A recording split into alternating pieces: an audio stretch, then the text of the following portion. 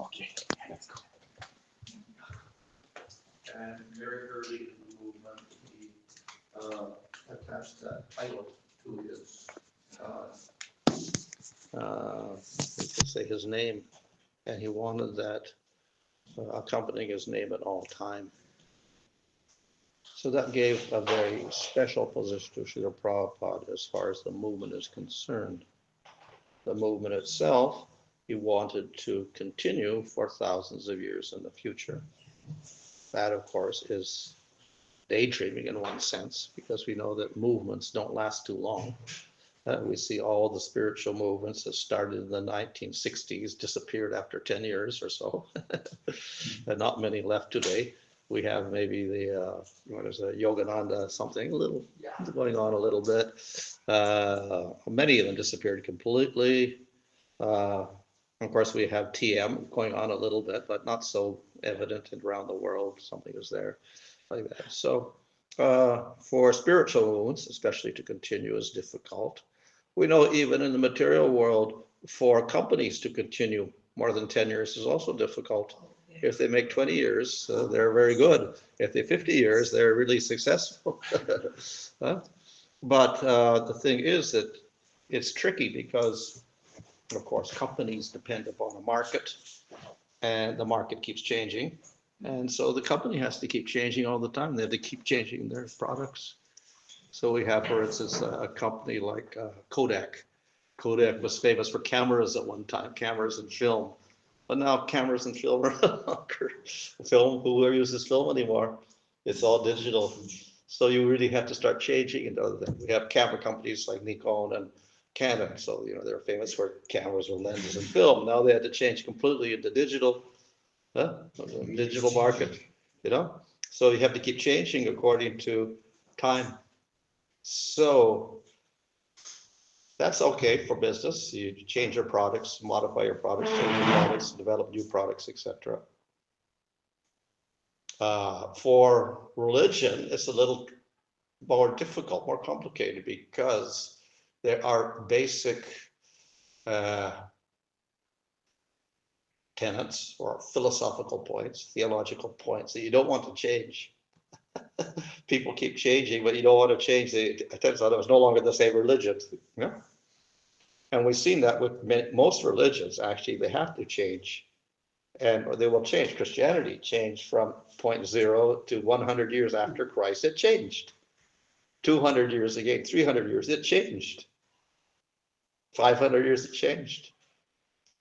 Another 1,000 years, it changes. And you get splits and all sorts of things happening because people want changes. So in religious movements, of course, change also usually takes place over time because, you know, times are changed and people respond differently and they have different needs. So yeah, change is necessary. But again, if we start changing, then the original is no longer there.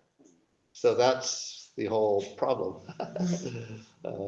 with the religious movements especially. Yeah? The other problem is that the movement is established by one person who has got some special powers of attraction. We call them charismatic leaders, you know, which could be taken in a positive or a negative way. We'll take it in a positive way. So they establish the movement based upon their personal attractive features and whatever, personality, etc. When they disappear, there's a big problem. There's a big vacancy, and no one can fill that space. So that becomes a problem for any religious society, and that's why most of the religious ones, they disappear because the leader disappears.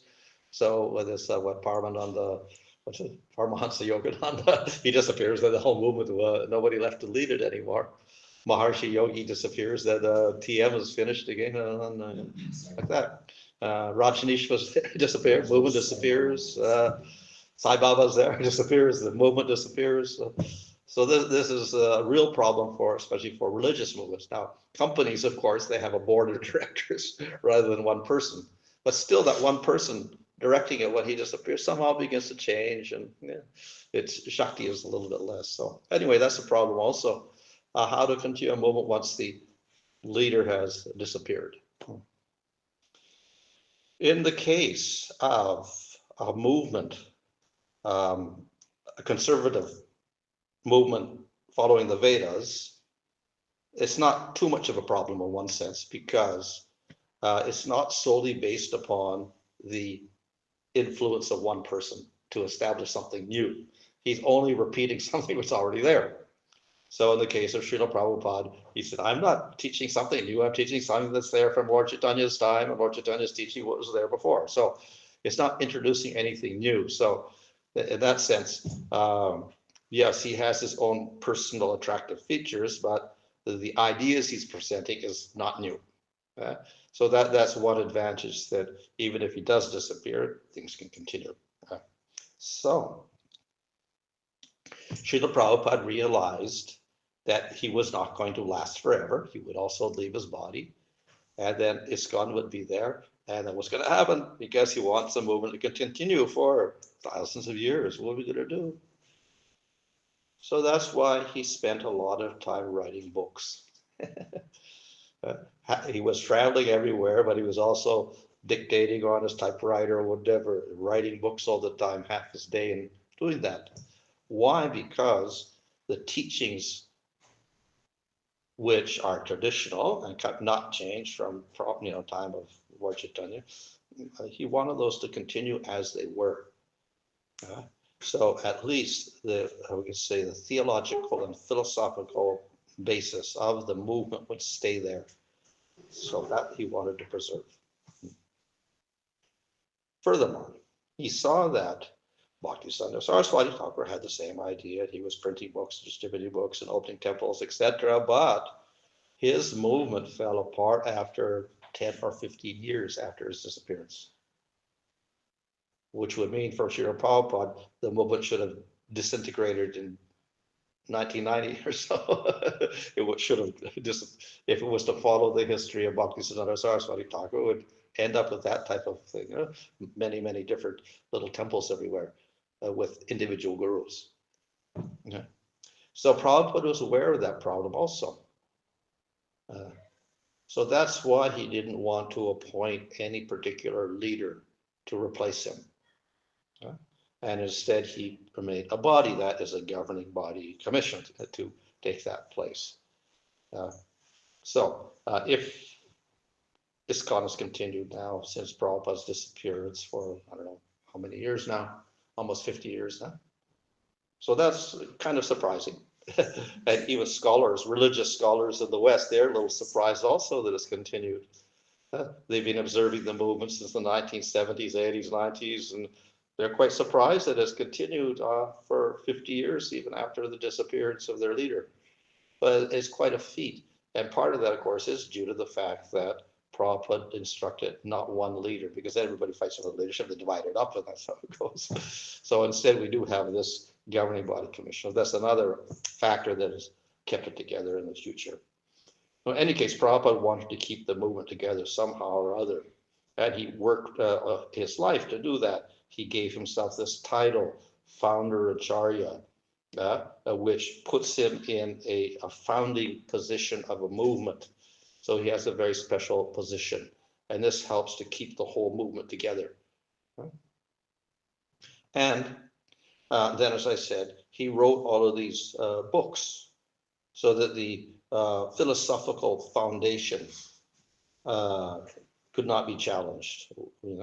We can't invent a new philosophy, say Krishna is not God, or the jiva becomes God, or we can mix bhakti with karma and get the same result. So everything is very, very clear. So and that's why he's written all these books. So therefore, that was one safeguard for him as well. Of course, he was so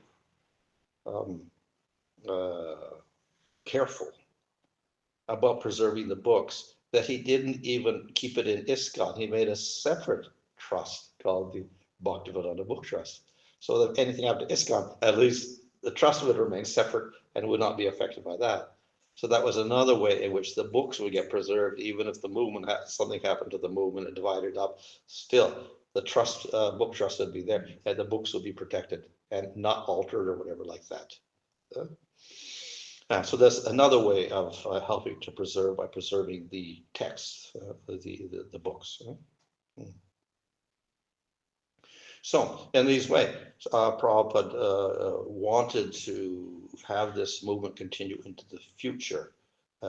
So that is actually part of his greatness. Yes, he spread the movement everywhere around the world in, let's say, 10 years or so, maximum 10, 12, 13 years or so. He was able to inspire people to take up bhakti, to follow the path of Krishna consciousness all over the world in such a short period of time. Nowadays, it is not so difficult because people know the word Krishna. They know the word yoga. They know the word meditation. They know the word vegetarian. In my time, in 1970s, vegetarians were freaks, like real freaks, like from ETs or, extraterrestrials or something. Nobody would be a vegetarian. It's kind of a weird thing, You're really on the fringe. But now it's very popular. Vegan, like is there vegan restaurants, is a high class type of diet or whatever is there. So it's not so difficult now, but previously it was introducing Krishna consciousness and bhakti yoga was much more difficult because there was no foundation or familiarity.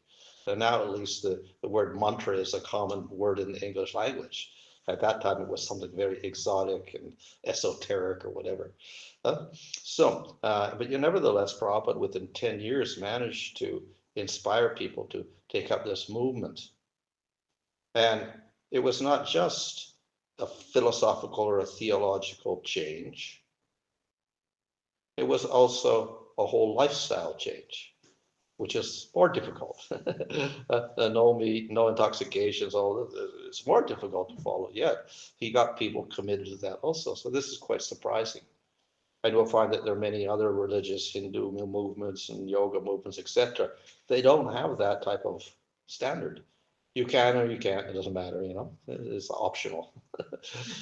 So this was quite a high standard, and Prabhupada managed to establish temples everywhere. So this is very, very remarkable.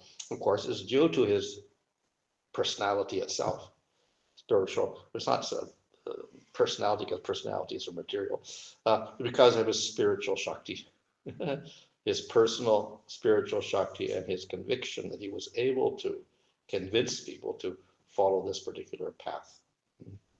So he did this. He established centers around the world. But as I said, the real test is how the movement continues into the future. That's a very major question that all movements have to handle. And Prabhupada is very skillful at doing that. It's very astonishing to see his insight onto how to make a movement last into the future, all the different things he did. But it is quite astonishing, but yet it has been very, very successful. So that's to his credit, that he had the foresight to see what would actually happen in the modern world. Of course, expansion and absence of the Acharya, founder Acharya, and a world which changes radically more quickly than ever before is a big challenge. It's a challenge for any movement. It's even a challenge for material businesses. It's a challenge for countries because the population psychology keeps changing every 5 years, and the youth are completely different from the parents, and their youth are going to be completely different from those parents. It's really, really a peculiar phenomenon. The whole social structure even keeps changes radically. Within 10 years or so, everything changes. Communication changes more rapidly than anything else. Yeah. We see that Prabhupada So he was in his New York thing, typing on his little typewriter. And he was in India, and he was saving paper by opening envelopes and putting that, typing on envelopes, whatever like that. And you go to the press. The press was a letter press where you had these little metal things, and you stick them like this, ABC like this, and you stick them together, and then you roll it off of the thing. And so he printed the first Bhagavatam like that, and printed his Bhagavad Back to Godheads like that. So a very tedious process when Prabhupada started. But then when he went to America, and then they got him a dictaphone. But the dictaphone is a huge thing like this, and he had to carry it around. He had a servant carrying this around on the airplane, and the dictaphone, you turn it on, you say something, and you turn it off. But it was very difficult to correct whatever you said. So you couldn't really edit. So nowadays, you just type in the computer, you look at it, you can erase things, you can copy things, paste things, do all things. You could not do that at that time. And so Prabhupada was doing it with that, dictaphone. That was the latest thing. But then since that time, then they developed, smaller tape recorders and things like that. So the thing was, we had little tape recorders like this with the things going around like this.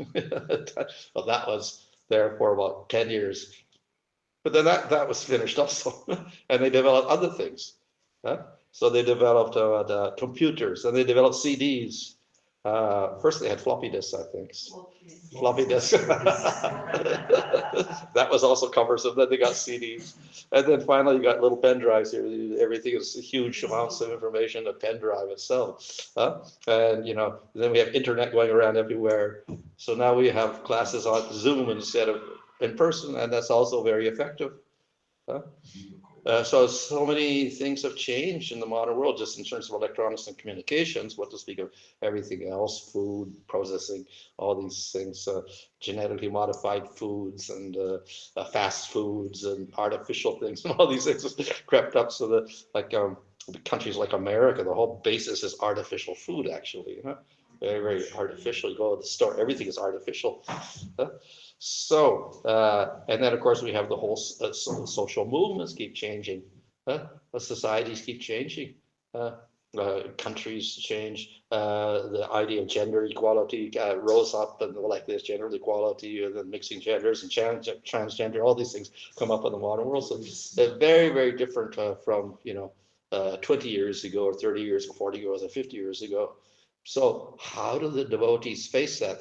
We're from 1970 now, we're 50 years, 3 or 4 generations later, and it's a completely different society. So how do we handle that?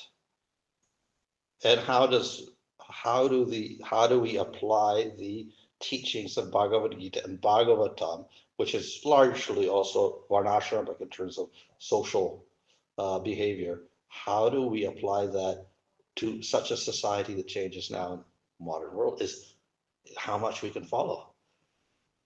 So obviously you can't keep everything exactly the same. Something has to change. Otherwise you can't even communicate with people.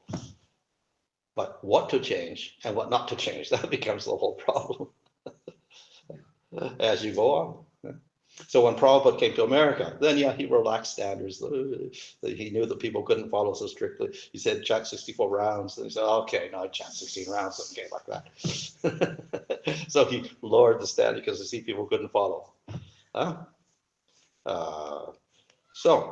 he kept some standards there. Okay, you could have sex life, but it's a marriage, no intoxications, because everybody was, taking drugs and all that. So he did set some standards. So of course, the modern world, the people go say, well, maybe we should change those standards also, because it's so difficult for people, they're all intoxicated, whatever. Maybe we should lessen the standards, less 3 regulated principles, 2 regulated principles, whatever, So change or not change. So questions like that come up. Anyway, of course, as far as GBC says, no, we can't change principles. I would just stick like that. 16 rounds, we can't lower it, just keep it at that. At a certain standard, of course, if you want, you can do less than that. It's no problem. But if you want to get initiated, then you have to have that standard. That's all.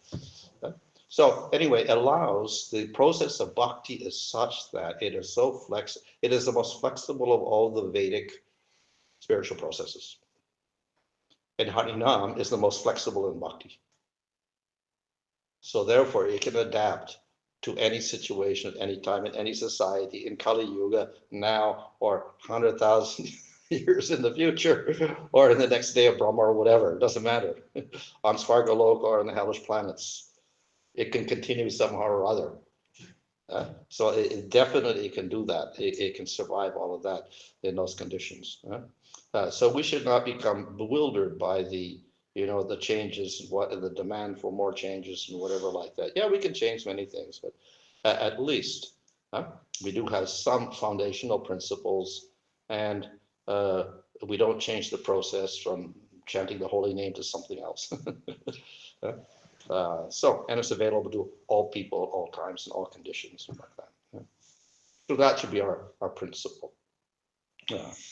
So anyway, Prabhupada wanted the movement to continue in the future, and he wanted to preserve certain things. And as I said, it may be a challenge for us to say, well, following the business principle that, you do have to change according to the times. And you do have to see who's your audience. And if you're just speaking something they don't understand, it's completely, it's useless. So you do have to take into consider your particular population. If it's China, you have to speak to the Chinese. If it's here in Macedonia, you have to speak to the Macedonians. If it's in, India, then you speak to Indians. And it's going to be slightly different how we approach, because the culture is different. Standards are different, language is different, whatever. Yeah. At the same time, we're presenting something which is unchangeable. So the method of communicating may change, but the basic principles of what we follow must stay there. Yeah, so it's a delicate type of position. So somehow that has to remain. So that's the challenge for us always, to see how much we can change and how much we cannot change or whatever. And with the ISKCON, there's always also disagreements. So some people will say, okay, don't change anything. So whatever we did in 1970, we should do now. So 1970, we were doing book distribution, Nam Sankirtan on the street. Let's do that now. Only that, finished. Huh? You can do it. It's not that you can't do it, but is it going to be effective for everybody? Is that the most effective way of doing things? So now we say, well, books are there, streets there, whatever, but actually, internet's a much more effective way, quicker way, cheaper way of communicating to more people. So, of course, even BBT now has everything on, digital form also. They've converted everything digital and have digital books, etc. Right? So this may be the future of book distribution. Not you go out in the street and distribute books like that. You can do that, but there may be other ways of doing that through internet, whatever, and preaching like that, and maybe more effective even. Yeah, so that's one thing that's come on. Of course, even that may be obsolete in 10 years. We'll have virtual books instead. Virtual prasadam, I don't know. Eat online, eat through your computer, I don't know. But, there's so many possibilities coming up in the future, how to preach, So anyway, we have to be flexible in that regard, but nevertheless, the content of what Prabhupada's saying has to be there somehow or other, so that we have to preserve. That's interesting, how we progress into the future. Our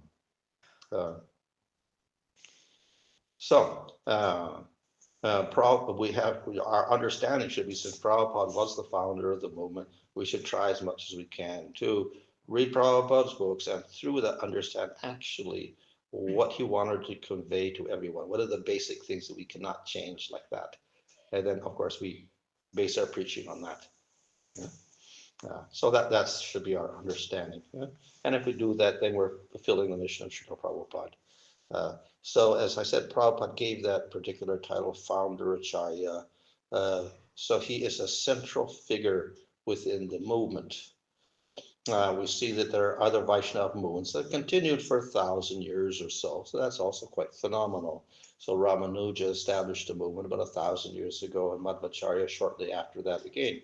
And those movements have continued into the present time. So they were able to preserve those teachings without fail. Of course, the modern world is, they're also having to adapt to the modern world, and it is also a little difficult for them also. And of course, their following is not really increasing as such. In some cases, maybe dwindling. So it's not that they're so successful in one sense. But nevertheless, they at least preserve their following whatever they had after they had certain increase. So our movement also under Srila Prabhupada should also continue into the future. And as I said, their movement, of course, always goes back to their founder, and they always give special recognition to that founder. So Ramanuja is a central figure within that sampradaya, and Madhvacharya in his sampradaya.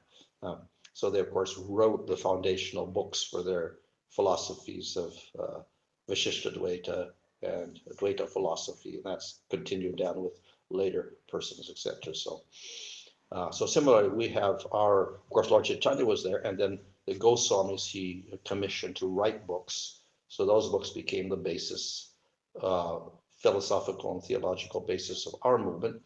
And then Srila Prabhupada, as the founder of ISKCON, has written his translated and written purports on Bhagavad Gita and Srimad Bhagavatam. So these become the foundation for our movement into the future. So hopefully it will continue for thousands of years into the future.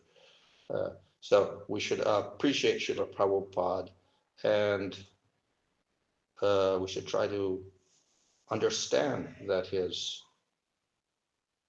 intention was for that continuity into the future.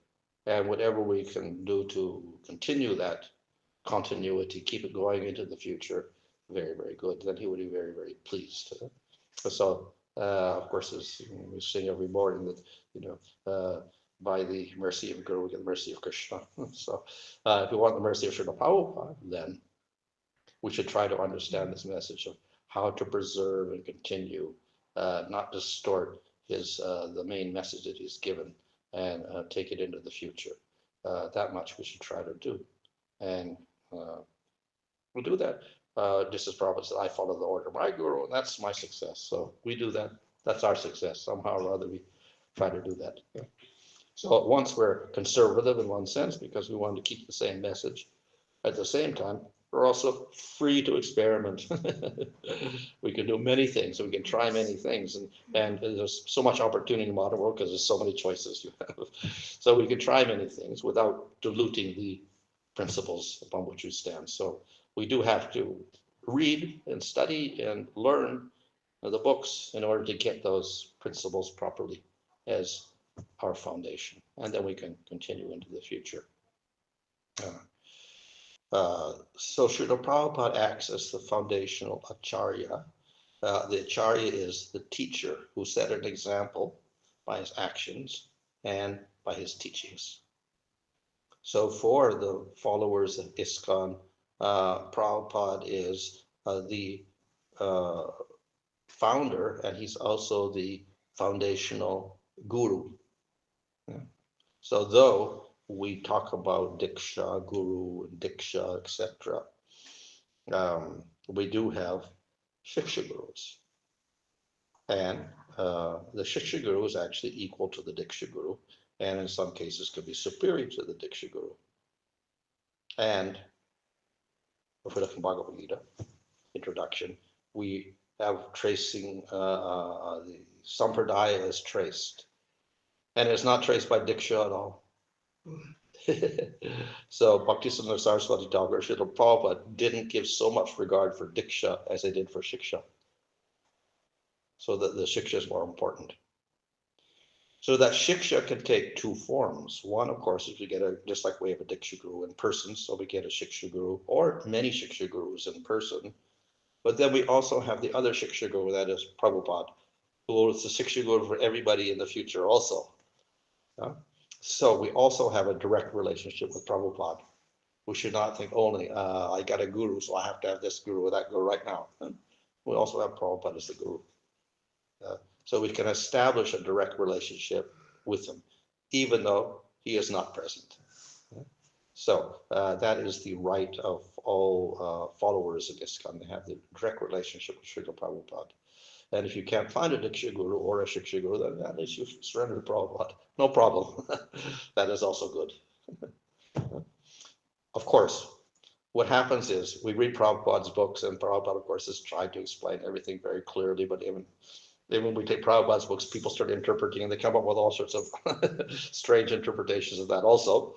So that's why we also need a living Shiksha Guru to say, oh, no, that's not right. Yeah, this is the actual meaning of this. So we do also need personal teaching of persons to straighten out whatever is in Prabhupada's books also.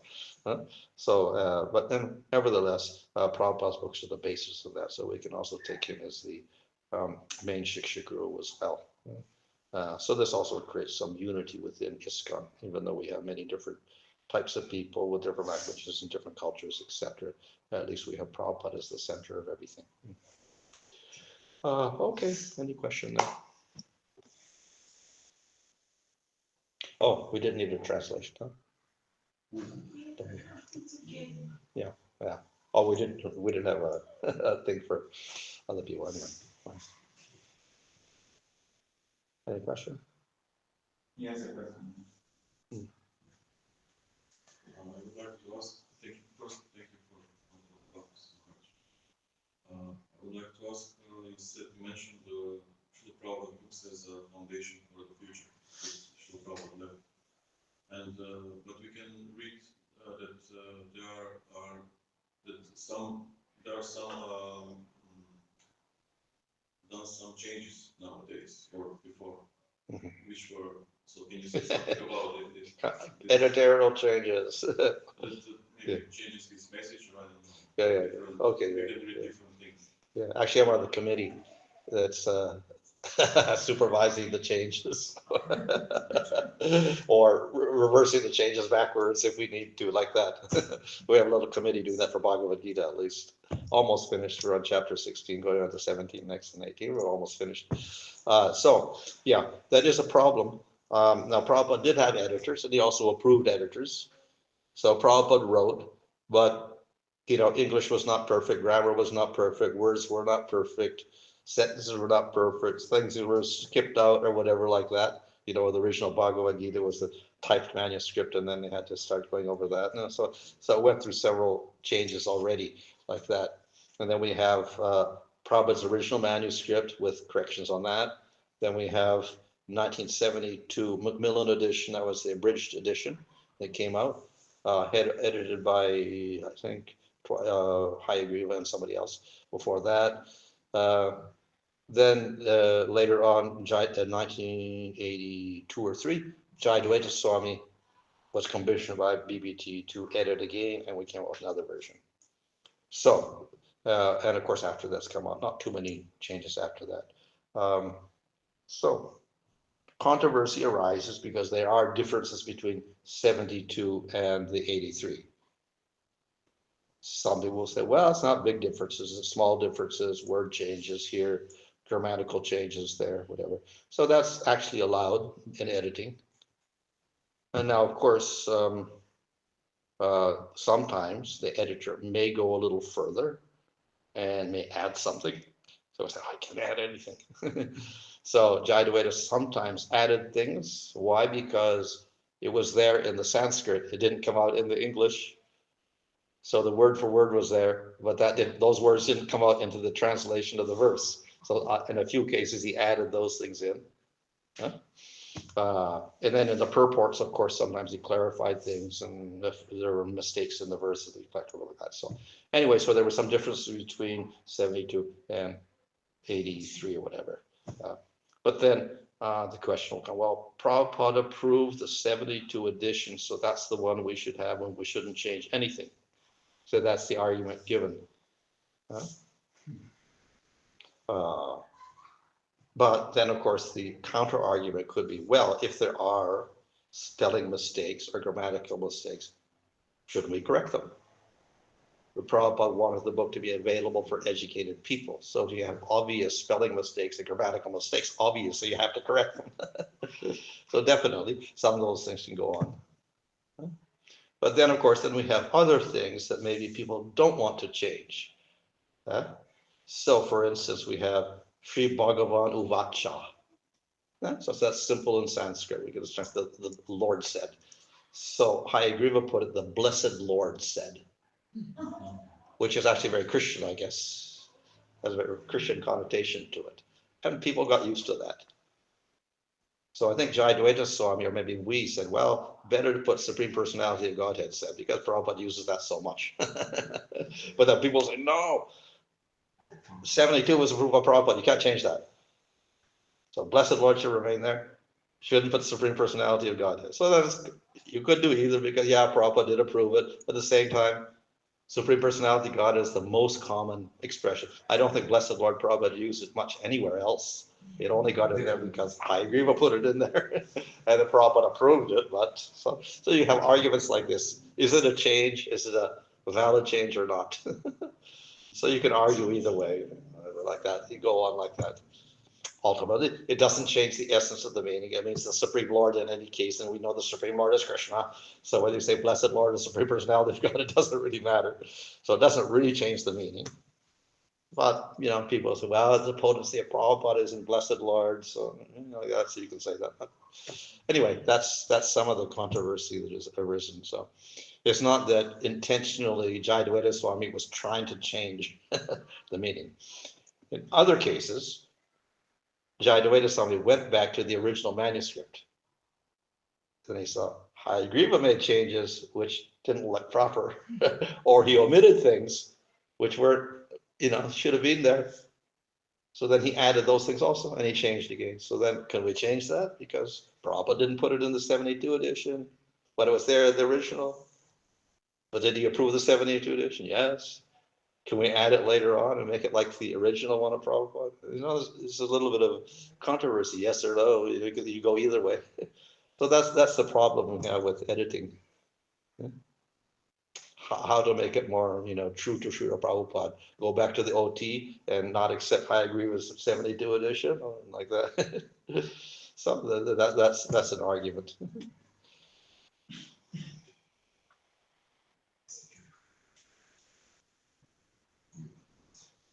In either case, it doesn't change the basic philosophy. It's not that suddenly Jayadvaita Swami say, okay, we're going to merge into Brahman, and that's the ultimate issue, or that Krishna has no form. It's not radically changing our philosophy. It is subtle, maybe the mood is slightly changed by changing the words or whatever. That to that extent, there's some change, but there's no gross philosophical or theological errors introduced.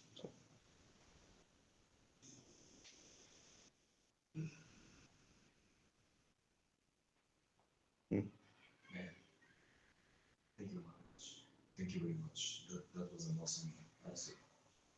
What I wanted to ask in context of this, of your Oh, by the way, we as our little group that was doing the editing, we had to make a whole set of principles to follow.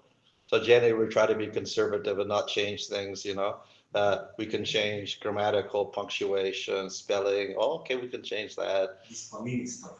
Huh? You mean the Panini stuff, word by word, Sanskrit word? No, even in the purports or in the translation. So if the word is spelled wrong or punctuation, okay, there's no problem with all that. So I say you could do that. We're a little conservative on changing things, but then the whole problem comes in 72 or the original manuscript of the word, which one we want to choose. So that becomes a little bit difficult sometimes, to agree with. So that's where a problem comes about.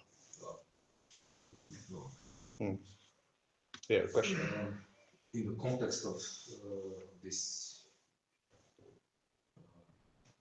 talk lesson, I wanted to ask, what's the communication between ISKCON and Gaudiya now? Yeah. Is there any kind of communication on a what level or something? Because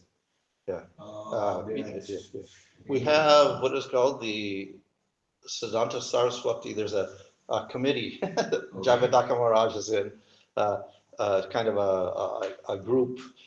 He made a special group to unite the followers of Bhaktisiddhanta Saraswati Thakur. Very, very nice. Yeah, at every meeting, every year they have a meeting, I think, on sometime. Bhaktisiddhanta Disappearance Day, yeah.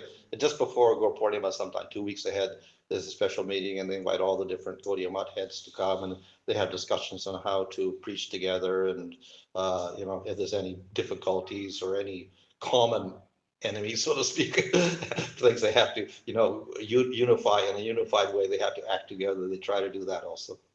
Because, I mean, okay, my humble opinion is that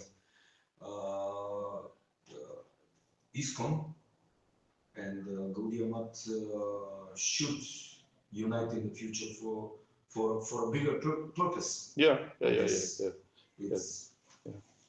It should be a very nice thing. Yeah. To happen. Yeah.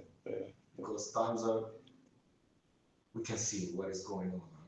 I mean, the age of Aquarius is stumbling. I don't think ISKCON really has a problem with that. No. Anyways, we should be somehow settled. And, Prabhupada should get his place in, so to say, in the Bhaktisiddhanta's Gaudiya Math. Yeah. His rightful place as the biggest success international of Gaudiya Math. Oh yeah, definitely. That's a fact.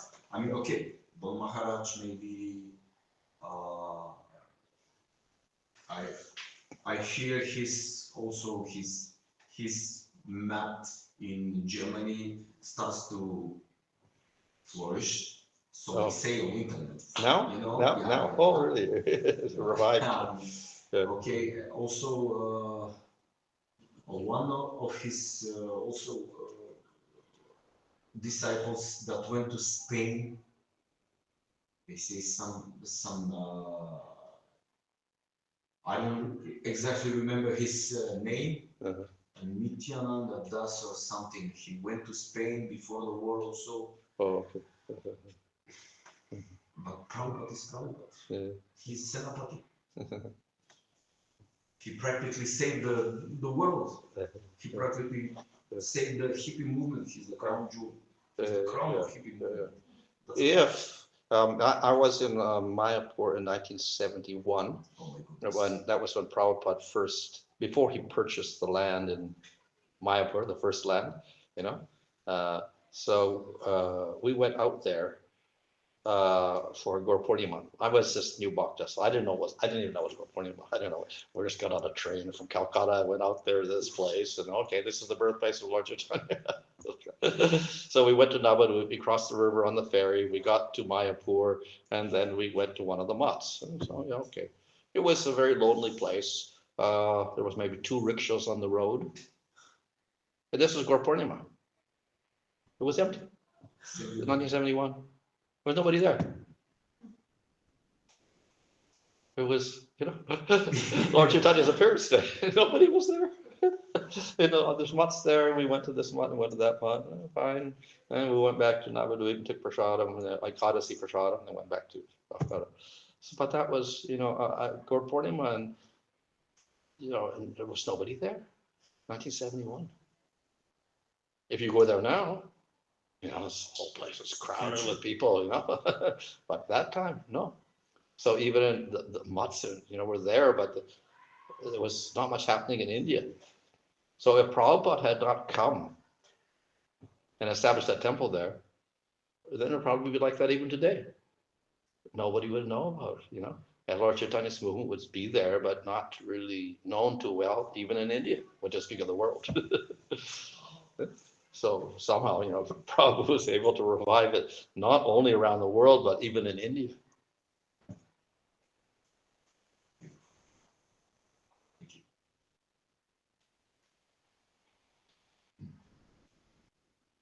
Anything else? Maybe you want to share some memories which will Prabhupada. Maybe you want to share some memories which will Prabhupada encounters. Well, as I said previously, somebody asked that question. Is that, yeah, I was there, and But because I was just a new devotee, then I didn't get that much close association. Of course, some were more unfortunate in one sense because uh, the closest they got to Prabhupada was they would see him. I think they saw him once. I think it was Mahanadi Swami. That he saw him once from a distance in LA when he walked from the car into the temple. That's his only association with Srila Prabhupada, you know. And other devotees, maybe they just got initiated by mail or something like that. So that was their association with Srila Prabhupada. So I was a little bit more fortunate than that. So I got to meet Srila Prabhupada in person. I spoke to him a few times also in person. Of course, I couldn't say much because I was ignorant. I didn't know what to say. But at least he was very merciful. And so I met Prabhupada in Japan. Um, yeah, and then later on, through another devotee, Sudama, then he invited me to come to India with that group, even though I wasn't a real devotee at the time. So I came to India with Prabhupada at that time. So that's how I became a devotee. And then traveled throughout India with the group with Prabhupada. But as I said, because I wasn't, senior, I was kind of on the edges. So that was my extent, kind of on the edge at that time. Yeah, in context of that, we'd like to ask you, uh, do you know some moments maybe when Srila Prabhupada did comment something on or act on on Jyotish Shastra, for example? Oh, did he act on it? Yeah. Oh, well, yeah, when, I mean, okay, when he was getting sick in Vrindavan, then he called the astrologer. Huh. And then the astrologer, of course, gave some advice. And one of the advices, well, you should wear a 6-carat blue sapphire ring. So then they bought him one in Hong Kong. Guru Kripa bought him a 6-carat sapphire ring and gave it to him. So yeah, so that he did follow some astrology Yeah, there. he was. I know. I read about him in his youth. He used a lot of, and he made. He was a pharmacist. Yeah, So pharmacy, yeah. he made a lot of elixirs. Yeah, medicines. Yeah, medicines from precious stones. Yeah. So that's a very interesting topic also about his use and moments when he invested some Lakshmi in some project or something, some urtas. I know he knew that. We can read about it. He would also not travel on Thursday afternoons because that was like a Rahu Kala. Barbella is called in Bengali. So that was like an inauspicious time from 12 to 2. So he would not start projects or travel at that time. So this is following the Muhurta system. Vaishnava calendar is beautiful thing.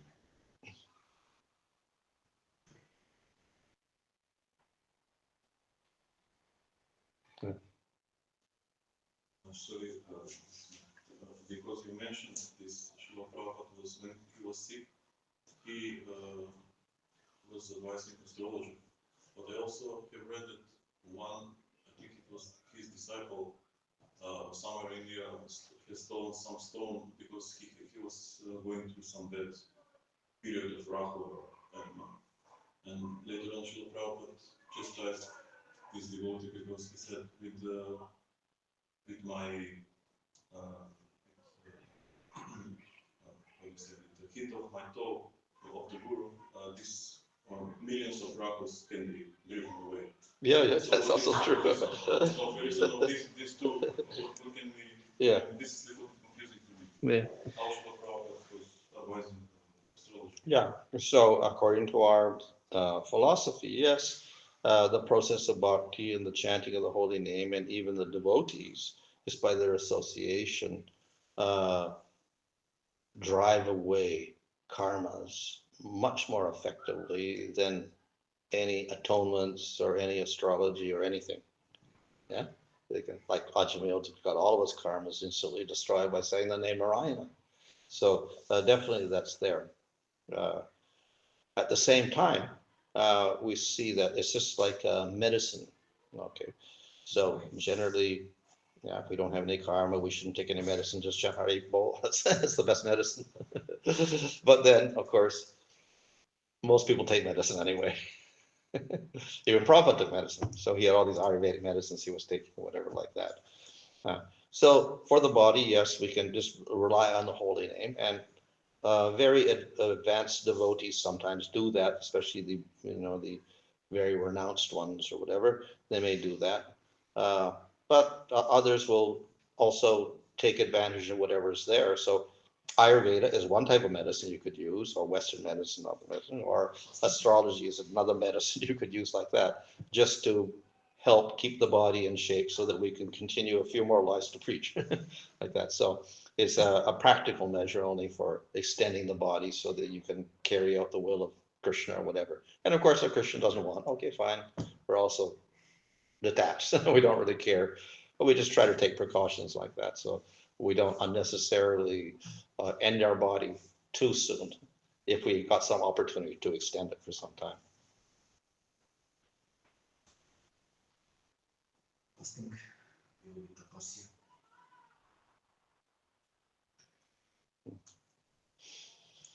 Okay, any other question? No? No? Okay. Hare Krishna. Maharaj. Srila Prabhupada ki